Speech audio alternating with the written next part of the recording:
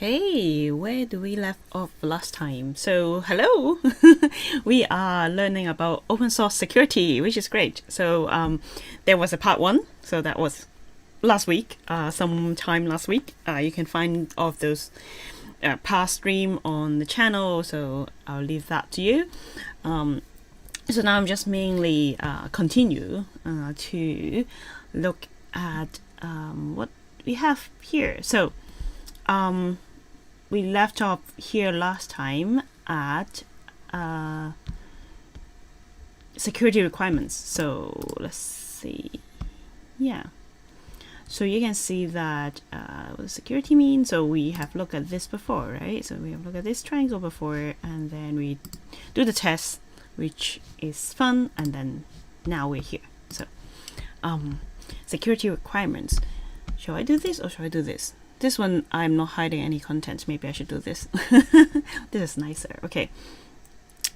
So, so we were talking about, the last time we were talking about there are, to define what is security, we need to make sure that the service is running, no data is compromised, people who are granted the right access would have the access. So also we have to authorize them to see if their identity is correct. So there need to be some login system, maybe 2FA kind of thing. So to clarify the identity, they will have the right access to do whatever they are given the permission to, and also the system itself should be available. So that's what we want. That's why security is important. So, but how can we achieve that, right? So we're talking about how can we achieve those. So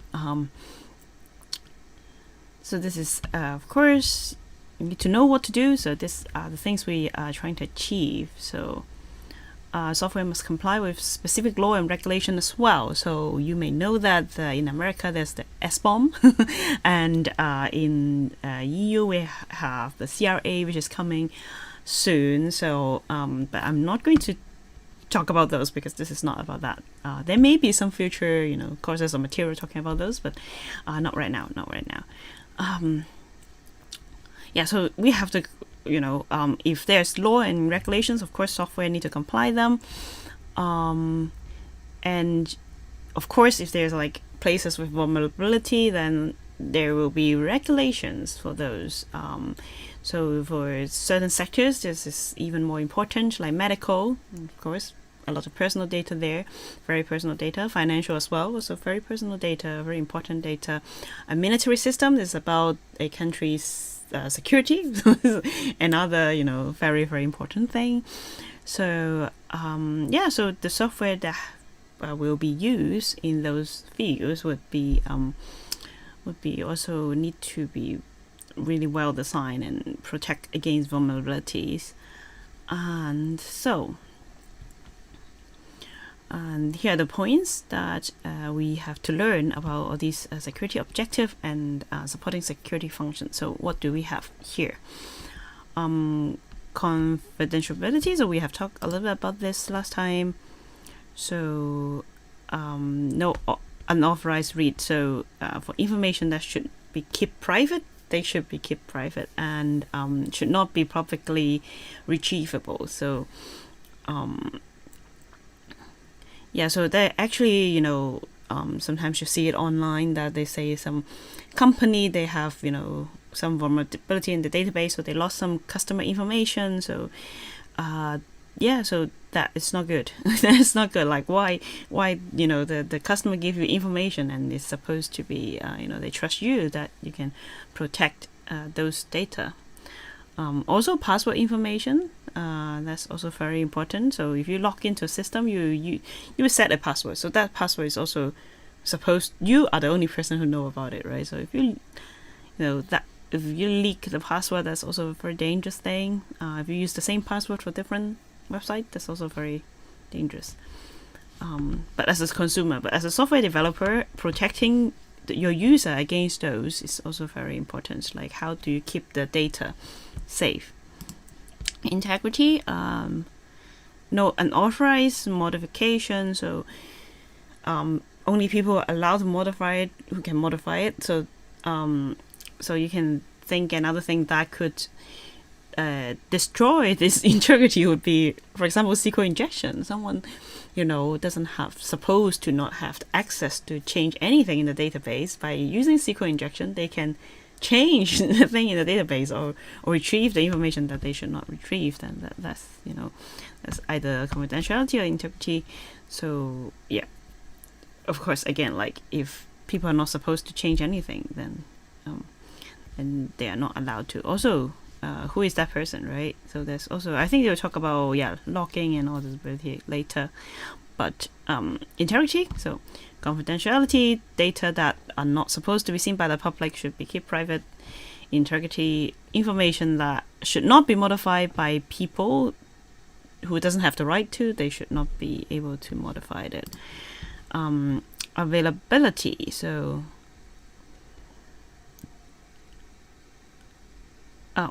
again, like for example, DDoS attack, they want to bring down the service. Can your service be resilient and can withstand that and have your system up all the time? Maybe if you set something right, you could either protect yourself against a DDoS attack or have the capacity to handle it.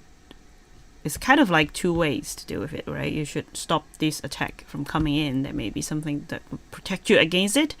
But at the same time, if there's like high demand, then you should be able to handle a reasonable demand for the service, right? So that's also something that need to also you should be able to recover as soon as you can.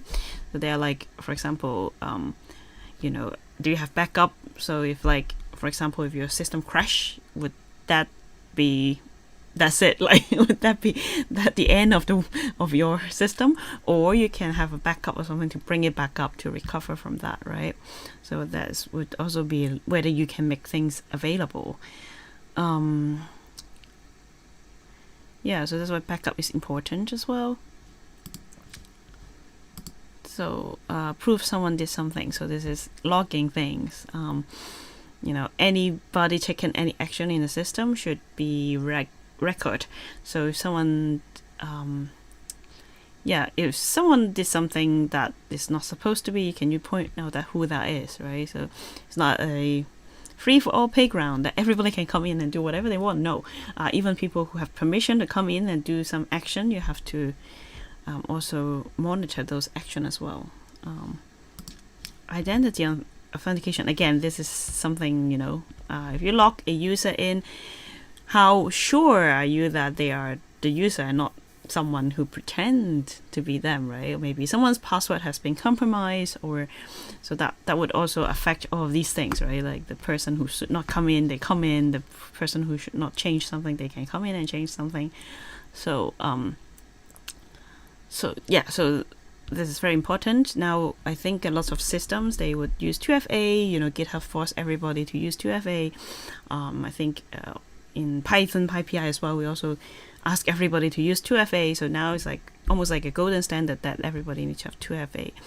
Some 2FA is safer than the others. Like, for example, the YubiKey, is a physical key, or some kind of authentication app that's like more secure than maybe some sending a message via SMS or email, because if someone's phone number got like compromised, like SIM swap or something, and or someone's email got compromised at the same time, then that would 2FA doesn't protect them. So so some 2FA is safer than the other, but that's again like out of scope here right now. Authorization, who is allowed to do what? This is closely related to confidentiality and integrity, but so who has the right to give someone's right? Or for example, if you give everybody rights to change anything or see anything, then maybe there's some problem with authorization, right? Only give people permission to what they need, not like give it to everybody, right? Sometimes, when we do community work, sometimes out of convenience, we just like anybody who come in to help, they have right to everything. But if we, for example, work in an organization that have sensitive data, then we have to think twice about this approach, right? It's like we have to make sure the person who who want to get the access right, they have a good reason to do that, and we trust that person, then we can give them rights, but not everybody. Auditing and logging, again, everything needs to be recorded. Someone do something, or what happened, sometimes the system, what happened to the system, maybe, for example, there's a DDoS attack that is coming, you can see suddenly there's a lot of requests or something, and are all this information logged? Are they, do you have observability over that? Can you see the demand and things, like anything happens to the system, they all need to be logged and be able to audit afterwards as well. So this is how to design a good system to be more secure and more resilient against this vulnerability. So these are all the main topics that we talk about. So then security requirement 2. So this part talks about I feel like I've seen the last page before, maybe I messed up. Doesn't matter, it's kind of like a recap. Okay, so security requirements, common criteria, information technology. So there's like more information where you can find more information about how to protect your system. So we focus on attackers, not hackers.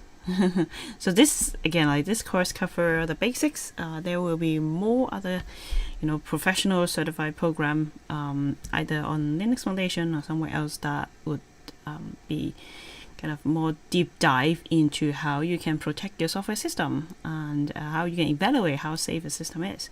But I think this is kind of out of the scope of this beginner's course, so that's where you can find more information about it. Test my understanding to see if I get it right.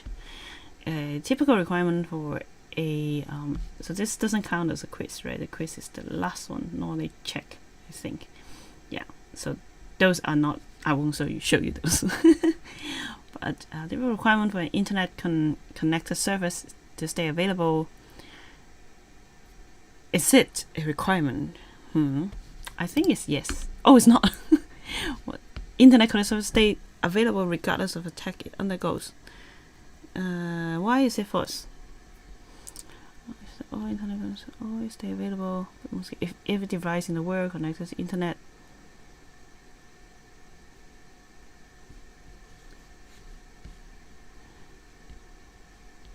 We should not make it easy for attacker to take down system.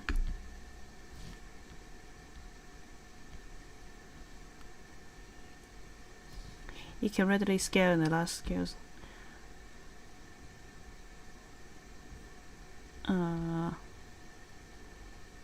Yeah, CDNs to have low balancing, right? System against social. In addition, so we can free. So I think they make it false because they think it's too ideal and it's too difficult to maintain.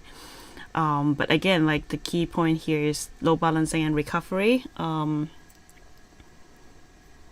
Yeah, I think it's a trick question because, like, so they say, oh, it's not a requirement because it's too harsh.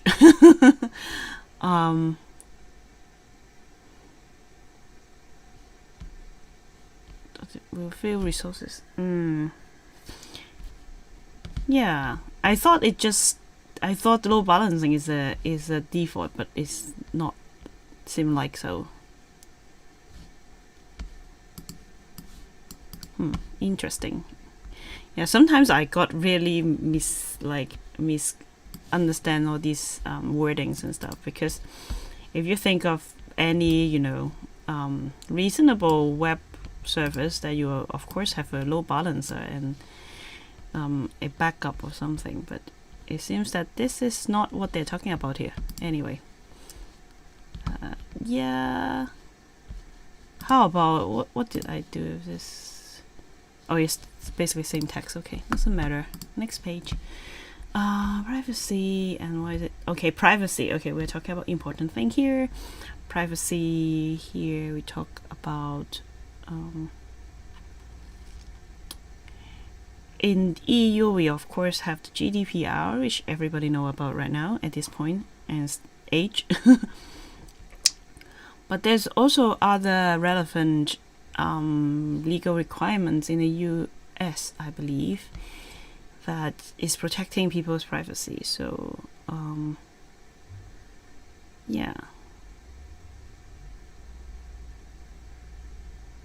so this is talking about why is privacy important.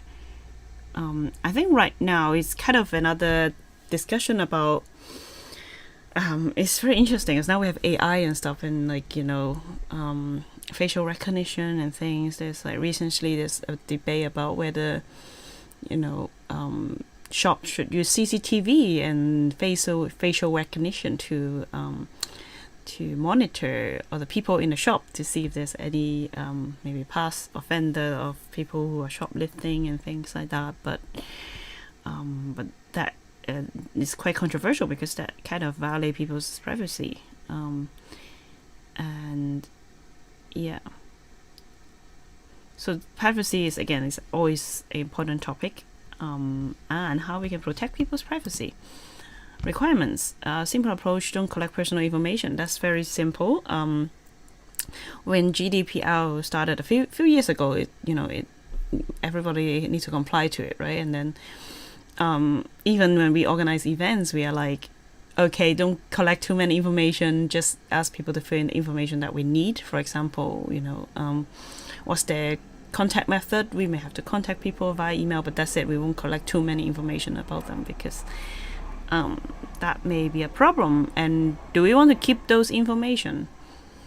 Do we want to, because for example, when the event is over, maybe if they haven't give you consent and stuff, maybe you should not store those data for a long time. Of course, marketeer will be very angry right now. They will be like, oh, you collect all this email, there's a golden opportunity to send them marketing information. But if that's the case, you may have to get consents from people when they sign up whether they want to receive marketing information. If don't, maybe delete their information right after when you don't need them, because if you have the information, there's a risk of losing it. Also, can you store in a third-party service? Like, if you have, for example, a Google form, of course, people sign up via Google form, they know the data is going to be stored in Google, right? But for example, if you have built your own, let's say, web application to collect this information, then if you store at a third-party place, then this is really, really tricky. Is it, were you given consensus to do that? So that's very important. So no personal information, no trouble. If you don't need it, don't do it. Even nowadays, there's like, cookies and stuff. There's, of course, there are tools that are super sophisticated. They can collect a lot of information about people's information using cookies and, their browsing habit and what they filled in and stuff like that. But now there's even like some GDPR compliance, analytics tool that doesn't collect that many information about your visitors, so that like if you don't need it, like I don't need that many information, I opt in for those analytic tools that is GDPR compliance, because I only may be curious to know where people come in from, and what country they lived in, but that's it. I don't need to know every single thing about them, a heat map or whatever, where they click and stuff. So that's okay for me. So there are laws and regulations. I think GDPR is the most talked about one here in Europe, but there's one in the US as well. But generally, in United Nations, there's also some consent, kind of general agreement of how to protect people's privacy, especially in this internet age of things. So United States, this is kind of a bit, I'm not familiar with this because this is US. So we have this Family Educational Rights and Privacy Act. So fair. But this is 1974. This is already like a very old kind of law that protect people's privacy, but probably internet is not taken into account during the time. But there's other ones coming up. In 1996, there's another one, Health Insurance Portability and Accountability Act. So health-related data, so is protecting against those. So I think now it's starting to internet become a thing. So like Children's Online Privacy Protection Act. So yeah, that was about data related to children. So they are very, children are the, a vulnerable group of people in the society. That's why this is for protecting them. And the newest, 2003, there is the Fair and Accurate Credit Transaction Act. There are actually a lot of privacy law there in the US to protect people. Some states have additional laws. For example, California have their own Online Privacy Protection Act. Yeah, so if you see a lot of websites now have like these collect personal information, is compliance with the law and something blah blah blah. So there's like you can read all those. There's also an update 2018 Consumer Privacy Act as well. Yeah, but again, like since it's on the internet and we have GDPR, so I guess if you are a global website, you have to comply with GDPR anyway, because you can't say that, oh, European can't use my website, right?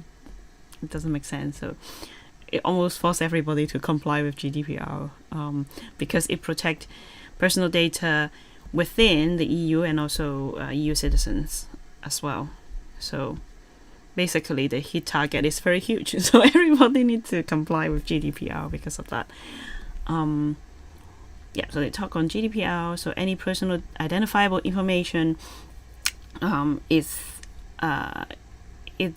protected.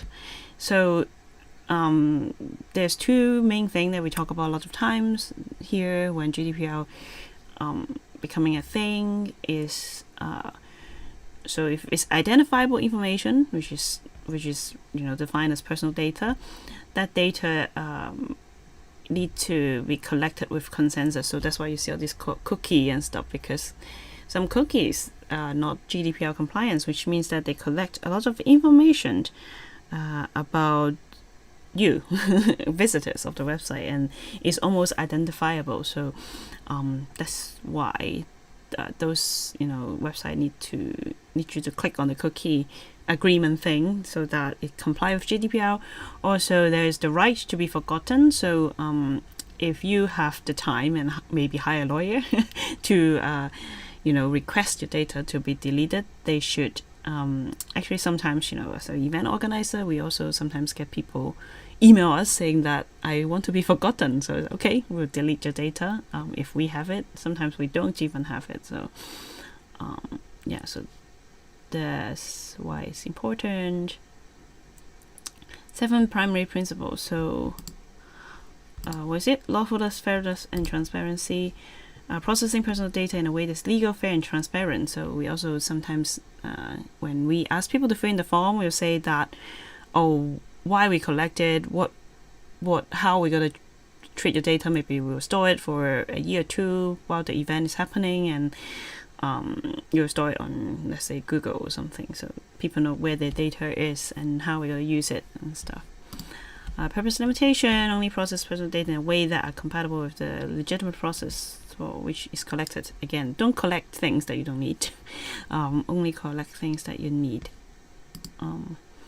Minimization, again, like data minimization. Don't have too many data that you need. For example, you organize an event, you only collect data that is used for the event, like contact people, or maybe their dietary restrictions, or the t-shirt size, and probably like only thing that you need. And also don't ask too many questions that's unnecessary. If you don't give out t-shirt, don't ask t-shirt size, because what is it for, right? Accuracy: people state that accuracy is enough today, so even reasonable step to erase or rectify inaccurate data. So maybe give people rights to change the information when see fit. It's also very important. Storage limitation. Again, like don't store it indefinitely. Only store it when you need it, and also store it in a reasonable place that's secure. Integrity and confidence. Again, like only people who should have access it, like don't, if we make it public, it defeats all the purpose of everything here. Accountability. So so people who are controlling the data should be accountable and make sure that everything is compliance. Whew, heavy topic, GDPR. There's another one, another page. So the other page is talk about general data regulation. So this is right of access, right to rectification, right to erasure. Again, people have rights to say that they want to erase the data on your system. Right to restriction of processing, right to data portability, and right to object. So yeah, so these are all the things that basically just the same thing that we have talked about in the last page. So it complies with the law, the perform a contract with the data subject, legitimate business interests and consents. So I think nowadays, like, we more or less kind of exercising this kind of fundamentally. There may be some flaws in how we exercise it, but we are all aware of what we should do, and we should aim at compliance to it. And so you can read the text, GDPR text, if you want. That's there right now. Okay, sorry.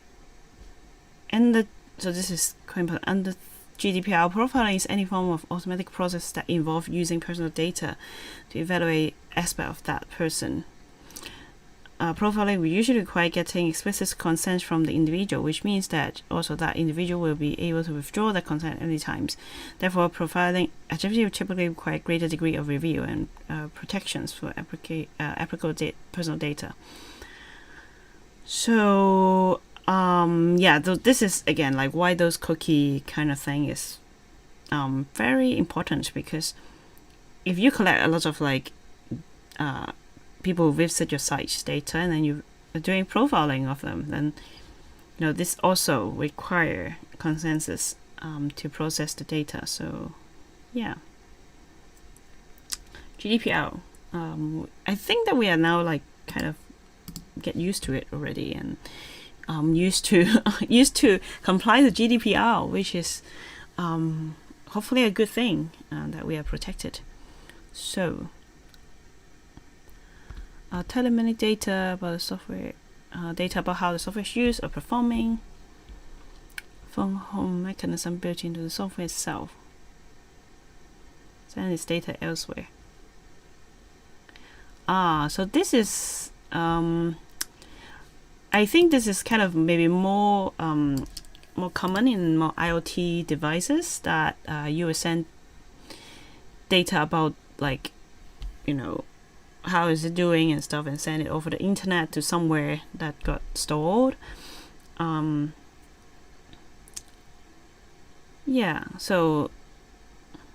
there are some privacy and confidential issues. End users are typically presented with an option to opt in to share statistics data. Or another example is that when you use your app, sometimes it's ask you whether you want to send the analytic data, right? Even installing your OS or something, sometimes they would ask you whether you want to send analytic data. So that is what it's doing here. So that's why they ask you, right? Because it's they should ask you to see if you want to do it or not. Do you want to opt in or not? So those small prints should tell you where your data is sent to and how your data is used. And do you have the ability how you can control the transfer of data? Can you say that at any time, don't transfer my data or something like that, or delete it and stuff? So there's another, I think this is a web page that if you're interested, you can see this about this very controversial topic. But so for the legitimate software that you're using, they would probably ask you and tell you and be a little bit more transparent. But sometimes, people buy some electronics from some countries and they may not, have these laws, and, your vacuum cleaner is sending something on the internet. That's very scary. I've heard that kind of story that people was like, why is my vacuum cleaner sending things online? And scary stuff, right? Okay. Test your understanding. I'll probably get it wrong again. I've not been doing well in these tests. But I'm not going to show you the knowledge check. Probably I will fail miserably. A privacy-related statement is true.